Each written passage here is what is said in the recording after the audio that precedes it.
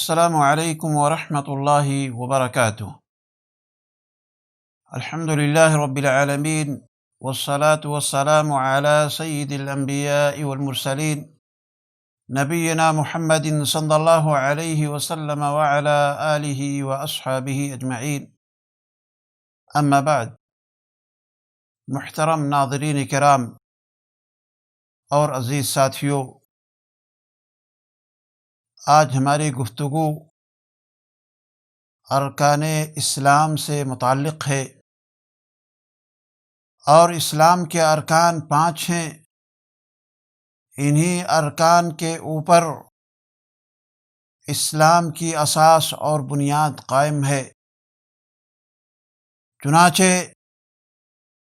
اللہ کے نبی جناب محمد رسول اللہ صلی اللہ علیہ وسلم نے ارشاد فرمایا: بنی الاسلام علی 5 شہادت ان لا الہ الا اللہ وان محمدا عبدہ ورسولہ واقام الصلاة وایتاء الزکاة وحج البیت وصوم رمضان، متفق علیہ۔ اسلام کی بنیاد 5 چیزوں پر ہے۔ اس بات کی گواہی دینا کہ اللہ تعالیٰ کے علاوہ کوئی معبود برحق نہیں، اور محمد صلی اللہ علیہ وسلم اس کے بندے اور رسول ہیں۔ نماز قائم کرنا، زکوٰۃ ادا کرنا، بیت اللہ کا حج کرنا اور ماہ رمضان کا روزہ رکھنا، یہ اسلام کے ارکان ہوئے۔ آئیے عزیز ساتھیوں، سب سے پہلے رکن کی طرف ہم آپ کو لے کر کے چلتے ہیں۔ پہلے رکن سے مراد کلمہ توحید لا الہ الا اللہ محمد رسول اللہ ہے، اور یہ کلمہ ایک ایسا کلمہ ہے کہ اس کے ذریعے سے انسان جنت کے اندر داخل ہوتا ہے۔ اگر یہ کلمہ انسان نہ پڑھے اور اس کے معانی اور اس کے جو شروط ہیں اس کے اوپر عمل نہ کرے تو ایسی صورت میں وہ شخص جنت کے اندر داخل نہیں ہو سکتا۔ چنانچہ اللہ کے نبی جناب محمد رسول اللہ صلی اللہ علیہ وسلم نے ارشاد فرمایا: امرت ان اقاتل الناس حتى يشهدوا ان لا الہ الا اللہ وان محمدا رسول اللہ ويقيموا الصلاة ويؤتوا الزکاة فإذا فعلوا ذلك عصموا مني دماءهم وأموالهم إلا بحق الإسلام وحسابهم على اللہ۔ مجھے حکم دیا گیا ہے کہ میں لوگوں سے قتال کروں یہاں تک کہ وہ اس بات کی گواہی دے دیں کہ اللہ کے علاوہ کوئی معبود برحق نہیں اور محمد اللہ کے رسول ہیں، اور نماز قائم کریں، زکوٰۃ ادا کریں۔ جب وہ ایسا کرنے لگیں تو مجھ سے اپنی جان اور مال کو محفوظ کر لیں گے سوائے اسلام کے حق کے، اور ان کا حساب اللہ تعالیٰ کے ذمہ ہے۔ اور اللہ کے نبی صلی اللہ علیہ وسلم نے ایک اور مقام پر ارشاد فرمایا کہ من کان آخر کلامہ لا الہ الا اللہ دخل الجنہ، یعنی جس کی آخری بات لا الہ الا اللہ ہوگی وہ جنت کے اندر داخل ہوگا۔ یہ حدیث سنن ابی داود کے اندر موجود ہے۔ عزیز ساتھیوں، لا الہ الا اللہ کا مطلب اور اس کا مقصد اور اس کا مفہوم یہ ہے کہ انسان اپنی زبان سے اس بات کا اعتراف کرے اور اپنے دل سے یہ اعتقاد رکھے کہ اللہ تعالیٰ کے علاوہ کوئی معبود برحق نہیں ہے، اور جہاں تک اس کے علاوہ معبودوں کا معاملہ ہے یا اللہ کے علاوہ دیگر معبودان باطلہ کا معاملہ ہے تو یہ سارے کے سارے معبود باطل ہیں، ان کی عبادت نہیں کی جا سکتی ہے، ان کی عبادت ہمیں نہیں کرنی چاہیے۔ عزیز ساتھیوں، کلمہ توحید کے اندر جو دوسرا رکن ہے وہ یہ ہے کہ محمد الرسول اللہ، محمد الرسول اللہ کا معنی کیا ہوا؟ یعنی اس بات کی گواہی دی جائے کہ نبی اکرم جناب محمد الرسول اللہ صلی اللہ علیہ وسلم اللہ کے رسول ہیں۔ اس کا معنی یہ ہے کہ اس بات کا اقرار کیا جائے کہ محمد صلی اللہ علیہ وسلم اللہ کے بندے اور اس کے رسول ہیں۔ اللہ تعالیٰ نے انہیں اپنے دین کی تبلیغ اور پوری مخلوق کی ہدایت کے لیے اس کائنات کے اندر بھیجا ہے۔ چنانچہ اللہ تعالیٰ نے ارشاد فرمایا وَمَا أَرْسَلْنَاكَ إِلَّا كَافَّةً لِلنَّاسِ بَشِيرًا وَنَذِيرًا، ہم نے آپ کو تمام لوگوں کے لیے خوشخبریاں سنانے والا اور ڈرانے والا بنا کر کے بھیجا۔ اور محمد رسول اللہ صلی اللہ علیہ وسلم پر ایمان کا تقاضا یہ بھی ہے کہ جو آپ علیہ الصلاۃ والسلام نے جن باتوں کی خبر دی ہے ان تمام باتوں کی تصدیق کی جائے، اور جن چیزوں کے لیے آپ نے حکم دیا ہے اس کے اوپر عمل کیا جائے، اور جن چیزوں سے آپ نے منع کیا ہے ان تمام چیزوں سے بالکل بچا جائے، اور جو بھی عبادت ہمیں کرنے کے لیے حکم دیا گیا ہے وہ ساری کی ساری عبادتیں آپ علیہ الصلاۃ والسلام کے طریقے پر کی جائے۔ آئیے عزیز ساتھیوں، اب ہم لے چلتے ہیں آپ کو اسلام کے دوسرے رکن کی طرف، اور یہ دوسرا رکن نماز ہے۔ نماز یہ توحید باری تعالیٰ اور نبی اکرم صلی اللہ علیہ وسلم کی رسالت کے بعد سب سے اہم رکن مانا جاتا ہے۔ یہ نماز ہم مسلمانوں کے درمیان اور کافر کے درمیان فرق کرنے والی چیز ہے۔ چنانچہ اللہ کے نبی صلی اللہ علیہ وسلم نے ارشاد فرمایا ان بین الرجل وبین الشرک والکفر ترک الصلاۃ، انسان اور شرک و کفر کے درمیان فرق کرنے والی چیز کیا ہے؟ نماز کا ترک کر دینا ہے، نماز کا چھوڑ دینا ہے۔ اور یہی وہ نماز ہے جس کے بارے میں پیارے حبیب جناب محمد رسول اللہ صلی اللہ علیہ وسلم نے ارشاد فرمایا کہ میرے آنکھوں کی ٹھنڈک نماز کے اندر رکھی گئی ہے۔ آپ علیہ الصلاۃ والسلام نے ارشاد فرمایا وَجُعِلَتْ قُرَّةُ عَيْنِي فِي الصَّلَاةِ، میری آنکھ کی ٹھنڈک نماز میں ہے۔ اور یہی وہ نماز ہے عزیز ساتھیوں جو انسان سے قیامت کے دن سب سے پہلی چیز کے بارے میں سوال کیا جائے گا۔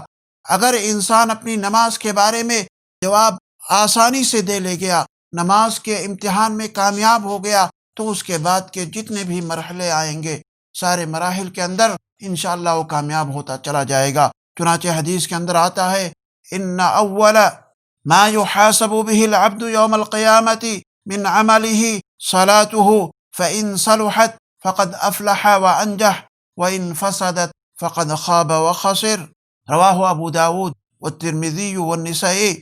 قیامت کے دن بندے کے عمل میں سے سب سے پہلی چیز جس کا محاسبہ کیا جائے گا، جس کے بارے میں باز پرس کی جائے گی، وہ اس کی نماز ہوگی۔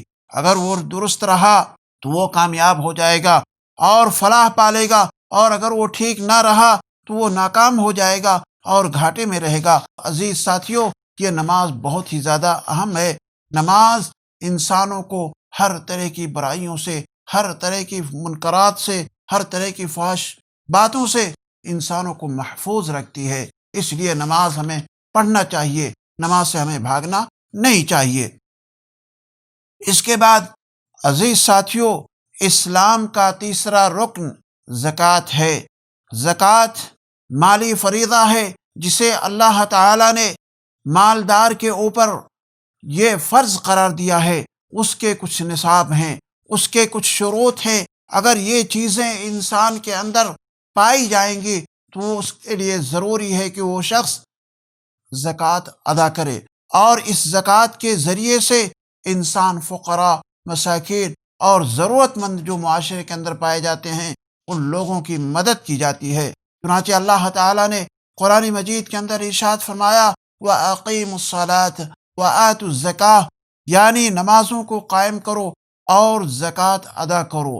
اور زکوٰۃ لینے کے تعلق سے اللہ تعالیٰ نے قرآن مجید کے اندر ارشاد فرمایا ہے خُذْ مِنْ أَمْوَالِهِمْ صَدَقَةً تُطَہِّرُهُمْ وَتُزَکِّیہِمْ بِہَا، آپ ان کے مالوں میں سے صدقہ لے لیجئے، جس کے ذریعے سے آپ ان کو پاک صاف کر دیں۔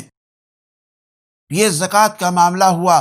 آئیے زکوٰۃ کن چیزوں کے اوپر فرض ہوتی ہے اس کے بارے میں آپ کے سامنے پیش کرتا ہوں۔ زکوٰۃ 4 چیزوں کے اندر فرض کی جاتی ہے، یعنی اگر یہ 4 چیزیں اگر اپنے نصاب کو پہنچ جائیں تو ایسی صورت میں ان میں سے زکوٰۃ ادا کرنا ضروری ہوتا ہے۔ پہلی چیز کیا ہے؟ اسمان ہے، یعنی سونا چاندی، یا آپ کے پاس بینک بیلنس ہے تو ان میں سے آپ زکوٰۃ ادا کریں گے۔ سونے کا نصاب یہ ہے کہ اگر آپ کے پاس 7.5 تولہ سونا ہے، یعنی 85 گرام سونا ہے، جب 1 سال اس کے اوپر گزر جائے تو آپ 2.5% اس میں سے آپ نکالیں گے۔ ایسے ہی چاندی کا معاملہ ہے۔ چاندی کا نصاب 595 گرام ہے۔ اگر اتنا چاندی آپ کے پاس 1 سال موجود رہے تو ایسی صورت میں آپ کے لیے 2.5% اس میں زکوٰۃ نکالنی ہوگی۔ اسی طریقے سے اگر آپ کے پاس چاندی اور سونے میں سے جو بھی چیز آپ اپنائیں گے تو اس میں دیکھیں گے کہ اگر کیش آپ کے پاس بینک بیلنس موجود ہے تو ایسی صورت میں اس کے اوپر 1 سال گزر چکا ہے تو ایسی صورت میں 2.5% آپ اس میں سے زکوٰۃ ادا کریں گے۔ اور دوسری قسم جس میں زکوٰۃ ادا کی جائے گی وہ حیوانات ہوتے ہیں۔ حیوانات کے اندر آتا ہے گائے ہے، بکری ہے، اونٹ ہے۔ یہ تینوں جانور ہیں۔ اگر یہ جانور آپ افزائش نسل کے لیے رکھے ہوئے ہیں، تجارت کی غرض سے رکھے ہوئے ہیں، اور یہ باہر جا کر کے چرتے ہیں اور اس کے اوپر آپ زیادہ اپنے گھر کے اندر رکھ کر کے ان کو چارہ پانی وغیرہ نہیں دیتے ہیں، تو ایسی صورت میں اگر 1 سال ان کے اوپر گزر جاتا ہے تو اس کے لیے کیا ہے؟ زکوٰۃ واجب ہے۔ زکوٰۃ کس اعتبار سے دیں گے؟ 5 اونٹ ہوں گے تو اس میں 1 بکری آپ ادا کریں گے۔ ایسے ہی اگر 30 گائے ہو جائے گی تو گائے کا 1 بچہ، 1 سال کا بچہ آپ زکوٰۃ میں نکالیں گے۔ اور اگر 40 بکریاں ہو جاتی ہیں تو ایسی صورت میں 1 بکری آپ زکوٰۃ کے طور پر نکالیں گے۔ اگر 39 بکریاں ہوتی ہیں تو اس میں زکوٰۃ نہیں مانی جاتی ہے۔ تیسری چیز جو زکوٰۃ سے متعلق ہے وہ یہ ہے کہ جو چیز زمین سے پیدا ہوتی ہے، خاص طور سے جیسے گیہوں ہے، کھجور ہے، منقع ہے، مکئی ہے، تو ان چیزوں کے اندر زکوٰۃ ہے۔ لیکن اس میں شرط یہ ہے کہ یہ چیزیں جس میں زکوٰۃ ہم نکالیں گے، اگر آسمانی بارش سے بغیر کسی مشقت کے یہ ساری چیزیں پیدا ہو رہی ہیں تو ایسی صورت میں اس میں 10% ہم نکالیں گے، یعنی عشر نکالیں گے۔ لیکن اگر ہم پانی لگا کر کے اور پانی سینچائی خود کر کے پمپ سیٹ کے ذریعے سے اگر ہم کرتے ہیں تو ایسی صورت میں ہم 20واں حصہ اس میں زکوٰۃ نکالیں گے، اور اس کے زکوٰۃ نکالنے کا وقت وہی ہوگا جس وقت وہ چیز آپ کے لیے حاصل ہوگی۔ یعنی سال میں اگر 2 مرتبہ کھیتی کرتے ہیں تو 2 بار آپ کو زکوٰۃ نکالنا پڑے گا۔ اور اس کی مقدار یہ ہے کہ اگر آپ کے پاس 612 کلو گرام ہو جائے تو اس میں سے آپ زکوٰۃ ادا فرمائیں گے۔ آئیے اس کے بعد ہم لے چلتے ہیں آپ کو چوتھی قسم کی طرف۔ چوتھی قسم سے مراد وہ سامان ہیں جو تجارت کی غرض سے آپ دکان کے اندر لا کر کے رکھے ہوئے ہیں، جو آپ خرید و فروخت کرتے ہیں۔ تو ان تمام سامان کے بارے میں آپ دیکھیں گے کہ اس پر سال گزر چکا ہے، پھر اس کی قیمت کا اندازہ لگائیں گے، اور پھر وہ ساری کی ساری قیمت جوڑ کر کے اگر سونے یا چاندی کے برابر اس کی قیمت ہو جاتی ہے تو ایسی صورت میں اس پر آپ 2.5% زکوٰۃ ادا کریں گے۔ عزیز ساتھیو، اس کے بعد اسلام کا ایک اہم رکن جسے ہم روزہ کہتے ہیں، روزہ بھی اسلام کا ایک اہم رکن ہے، جو چوتھا رکن ہے۔ اس کے تعلق سے میں آپ کے سامنے باتیں رکھنا چاہتا ہوں۔ روزہ یہ صبح صادق سے لے کر کے شام تک، یعنی مغرب کی اذان ہونے تک کھانے پینے اور جملہ مفطرات سے رکنے کا نام روزہ ہے۔ اور یہ روزہ اللہ تعالیٰ نے اس امت کے اوپر نہیں بلکہ اس امت سے پہلی جو امتیں پائی جاتی تھیں پہلی جو شریعتیں ہوا کرتی تھیں ان تمام شریعتوں کے اوپر بھی یہ روزہ فرض تھا۔ چنانچہ اللہ تعالیٰ نے قرآن مجید کے اندر ارشاد فرمایا، یا ایھا الذین آمنوا کتب علیکم الصیام کما کتب علی الذین من قبلکم لعلکم تتقون۔ اے ایمان والو، تم پر روزے رکھنا فرض کیا گیا ہے جس طرح تم سے پہلے لوگوں پر فرض کیا گیا تھا تاکہ تم تقوی اختیار کرو۔ اس ماہ کے اندر جو لوگ روزہ رکھتے ہیں تو اس کا ثواب اور اس کا اجر بہت ہی زیادہ ہے۔ چنانچہ ایک حدیث کے اندر اللہ کے نبی صلی اللہ علیہ وسلم نے ارشاد فرمایا، من صام رمضان ایمانا واحتسابا غفر له ما تقدم من ذنبه، یعنی جو شخص اس ماہ مبارک کے اندر ثواب کی نیت سے اور ایمان کے ساتھ اس نے روزہ رکھا تو اللہ تعالی اس کے پچھلے تمام خطاؤں کو، تمام گناہوں کو اللہ تعالی بخش دیتا ہے، معاف فرما دیتا ہے۔ اور یہ ماہ جب داخل ہوتا ہے تو اللہ تعالی جنت کے سارے دروازوں کو کھول دیتا ہے، جہنم کے دروازوں کو بند کر دیتا ہے اور شیاطین کو جکڑ دیتا ہے، جیسا کہ حدیث کے اندر اللہ کے نبی صلی اللہ علیہ وسلم نے ارشاد فرمایا۔ اور یہ روزہ ہر اس شخص کے اوپر جو مسلمان ہے، بالغ ہے، عاقل ہے، مستطیع ہے، اس کے اوپر یہ روزہ فرض ہے۔ اور جو لوگ مسافر ہیں یا اسی طریقے سے مریض ہیں یا اسی طریقے سے وہ عورتیں یا وہ خاتون جو حائضہ ہیں یا نفسا کی حالت میں ہیں، تو ایسی عورتوں کے اوپر روزہ فرض ضرور ہے، لیکن وہ اس ماہ کے اندر روزہ نہیں رکھیں گی۔ جب وہ اس کیفیت سے الگ ہو جائیں گی تو اس کے بعد وہ عورتیں روزہ دوبارہ رکھیں گی۔ عزیز ساتھیوں، روزے کی حالت میں ہمارے لیے کچھ چیزیں ممنوع ہیں جن کے ذریعے سے ہمارا روزہ باطل ہو جاتا ہے، ہمارا روزہ فاسد ہو جاتا ہے۔ مثال کے طور پر روزے کی حالت میں جمع کرنا، اسی طریقے سے جان بوجھ کر کے منی کا خارج کرنا، ایسے ہی جان بوجھ کر کے کھانا پینا یا حجامہ کروانا یا جان بوجھ کر کے قے کرنا یا عورت کے لیے حیض اور نفاس کا آ جانا، تو یہ ساری چیزوں کے ذریعے سے انسان کا روزہ فاسد ہو جاتا ہے، ختم ہو جاتا ہے، باطل ہو جاتا ہے۔ لیکن وہ امور جیسے مسواک کرنا یا اسی طریقے سے خون ٹیسٹ کرانے کے لیے خون نکلوانا یا ڈانڈ نکلوانا یا انجیکشن جو بغیر غذا کے لیے دیا جاتا ہے، یعنی بخار کے لیے ہے یا دوسری بیماری کے لیے ہے، تو اس طرح کی چیزوں سے انسان کا روزہ نہیں ٹوٹتا ہے۔ ایسے ہی جو شخص دن کے اندر سویا لیکن سونے کی حالت میں خواب دیکھا، احتلام ہو گیا، تو ایسی صورت میں اس کا بھی روزہ نہیں ٹوٹتا ہے۔ آئیے عزیز ساتھیوں، ہم آخری رکن کی طرف ہم آپ کو لے چلتے ہیں، اور وہ آخری رکن کیا ہے؟ بیت اللہ شریف کا حج کرنا۔ بیت اللہ شریف کا حج کرنا یہ ایک اہم رکن ہے، اور یہ ایک ایسی عبادت ہے جس کی ادائیگی کے لیے جسمانی، مالی، عملی اور صبر و استقلال سبھی چیزوں کی ضرورت پڑتی ہے۔ اور اس عبادت کے لیے پورے عالم اسلام سے لوگ جوق در جوق مکہ مکرمہ ایک خاص مہینے کے اندر تشریف لاتے ہیں۔ خاص مہینے سے مراد شوال ہے اور ذی القعدہ ہے اور ذی الحجہ کے ابتدائی 10 ایام ہیں۔ یہ مہینے اور یہ ایام حج کے مہینے کہے جاتے ہیں۔ ان ایام کے اندر لوگ حج کرنے کے لیے مکہ مکرمہ تشریف لاتے ہیں۔ اللہ تعالیٰ نے قرآن مجید کے اندر ارشاد فرمایا، وَلِلَّهِ عَلَى النَّاسِ حِجُّ الْبَيْتِ مَنِ اسْتَطَاعَ إِلَيْهِ سَبِيلًا، اللہ تعالیٰ نے ان لوگوں پر جو اس کی طرف راہ پا سکتے ہوں اس گھر کا حج فرض قرار دیا ہے۔ اور یہ حج انسان کی زندگی میں صرف ایک مرتبہ فرض ہے۔ بار بار جو ایک پہلی بار کے بعد اگر دوسری مرتبہ حج کرتا ہے تو یہ نفلی حج ہوتا ہے۔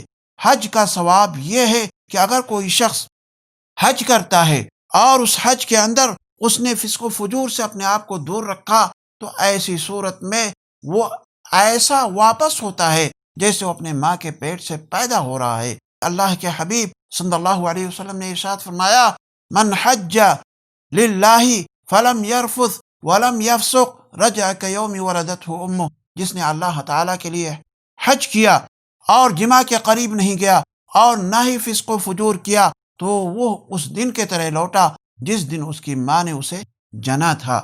حج کی فرضیت کے لیے جو شروط ہیں وہ یہ ہے کہ انسان مسلمان ہو، انسان آزاد ہو، انسان بالغ ہو، انسان عاقل ہو، اور ساتھ ہی ساتھ وہ مستطیع ہو، یعنی اس کے لیے سفر حج کے جو بھی مصارف ہو سکتے ہیں، طاقت ہو سکتا ہے، جسمانی اعتبار سے جا سکتا ہے، تو ایسے شخص کے اوپر حج فرض ہے۔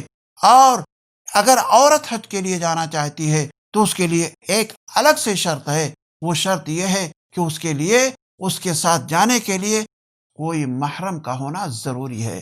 اگر محرم اس کے پاس نہیں ہے، نہ اس کا بھائی ہے، نہ اس کا باپ ہے، نہ اس کا ماموں ہے، نہ اس کا خالو ہے، یعنی وہ رشتے جس کے ذریعے سے اس کی شادی نہیں ہو سکتی ہے، ہمیشہ ہمیش کے لیے اس کی شادی ممنوع ہے، اگر کوئی موجود نہیں ہے تو ایسی صورت میں عورت کے اوپر حج فرض نہیں ہے۔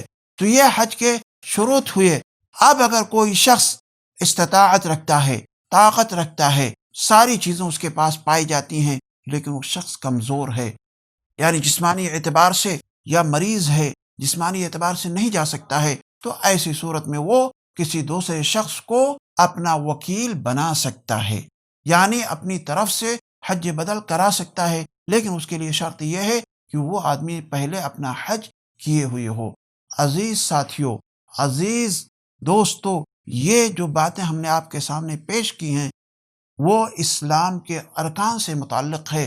ان تمام ارکان کے اوپر ہمارا ایمان ہونا ضروری ہے۔ اگر ہم میں سے کسی شخص نے ان 5 ارکان میں سے، کلمہ شہادت میں سے، یا اسی طریقے سے نماز کے تعلق سے، یا زکوٰۃ کے تعلق سے، یا ماہ رمضان میں روزہ کے تعلق سے، یا حج کے تعلق سے، اگر کسی بھی ایک رکن کا اگر انسان نے انکار کر دیا تو ایسی صورت میں وہ شخص مومن نہیں ہوگا، مسلمان نہیں کہا جائے گا، بلکہ وہ شخص اسلام کا انکار کرنے والا مانا جائے گا۔ ہم اللہ تعالیٰ سے دعا کرتے ہیں کہ اللہ تعالیٰ ہمیں اور آپ کو ان ارکان اسلام کو اچھی طرح سے سمجھنے کی توفیق عطا فرمائے۔ وآخر دعوانا ان الحمد للہ رب العالمین۔